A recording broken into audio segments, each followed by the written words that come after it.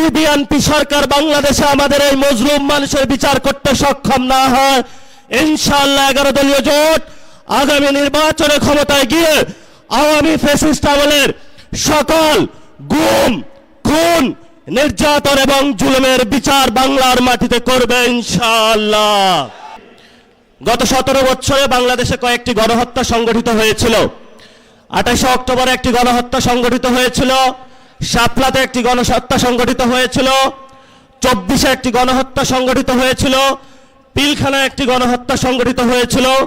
আর অসংখ্য মা বোনের কোলের কত সন্তান যে নিভৃতে চলে গিয়েছিল, সে মুকাদ্দাস ওয়ালি থেকে শুরু করে, সেই নোমানি বাই থেকে শুরু করে বাংলার প্রত্যন্ত অঞ্চলে কত রাজপথ যে রঞ্জিত হয়েছিল রক্তে, সেগুলো বাংলার আকাশ বাতাস এখনো সাক্ষী আছে। কয়েকদিন আগে প্রধানমন্ত্রী একটি বক্তব্য দিয়েছিলেন যে আমার যে মেরুদণ্ডটা ভাঙা হয়েছিল, আমি যদি প্রতিশোধ নেই তাহলে কি আমার মেরুদণ্ড ফেরত পাবো কিনা, তিনি এই বক্তব্যটা রেখেছিলেন।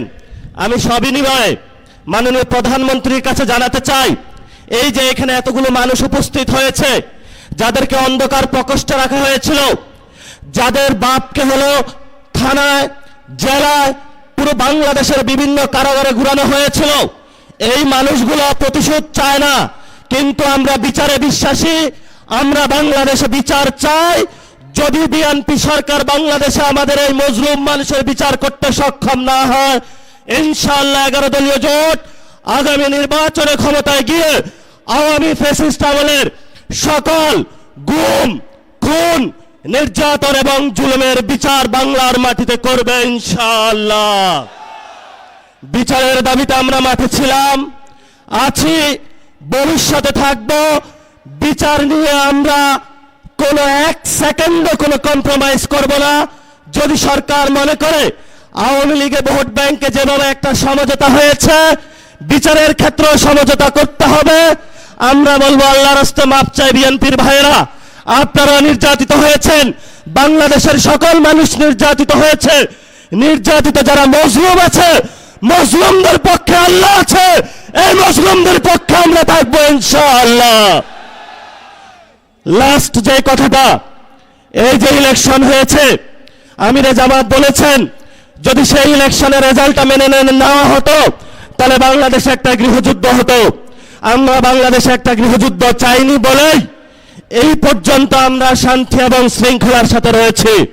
নির্বাচন কমিশনে যে কমিশনারগণ নিয়োগ হয়েছিলেন, সেই প্রস্তাবনা আমাদের কাছে এসেছিল, বলেছিল ভাগ বটরা করে অমুক অমুক ব্যক্তিকে বসাতে হবে। সেই সময় আল্লাহর সহায় থাকার কারণে এই সব গোপন সংলাপ আলোচনায় আমরা রাজি হই নাই। বিএনপির অনেক কমিশনার বসানো হয়েছে, বিভিন্ন বিভ্রান্ত আর্মি পার্সনকে সেখানে বসানো হয়েছে, তারা নির্বাচনে হলে ইঞ্জিনিয়ারিং করেছে। আমরা তো আপনাদেরকে হুঁশিয়ার করে দিতে চাই, এই অনেক কমিশনারদের এক পা অলরেডি কবরে চলে গেছে।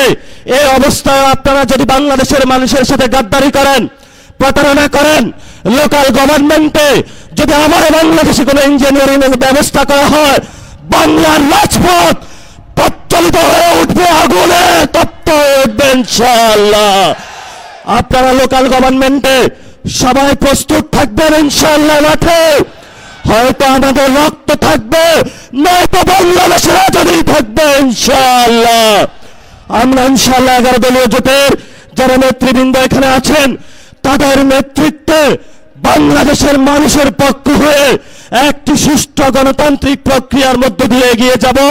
এটাই বাংলাদেশ, এটাই আবু সাঈদের বাংলাদেশ, এটাই হলো শহীদ মুগ্ধের বাংলাদেশ, এটাই হলো শহীদ ওয়াসিমের বাংলাদেশ। সবাইকে আসসালাম। রাজপথে থাকবেন, রাজপথ ছাড়বেন না। রাজপথে মুক্তির সমাধান, রাজপথে আজাদির সমাধান, রাজপথে বাংলাদেশের সমাধান, রাজপথে হলো সার্বভৌমত্বের সমাধান, রাজপথ হলো ইসলামকে সার্বভৌমত্ব রক্ষার সমাধান। এই সমাধান আমাদেরকে ইমানি দায়িত্ব, দেশপ্রেমের দায়িত্ব, এই দায়িত্ব আমাদেরকে আদায় করে ইনশাআল্লাহ আমরা ঘরে ফিরবো। আসসালামু আলাইকুম।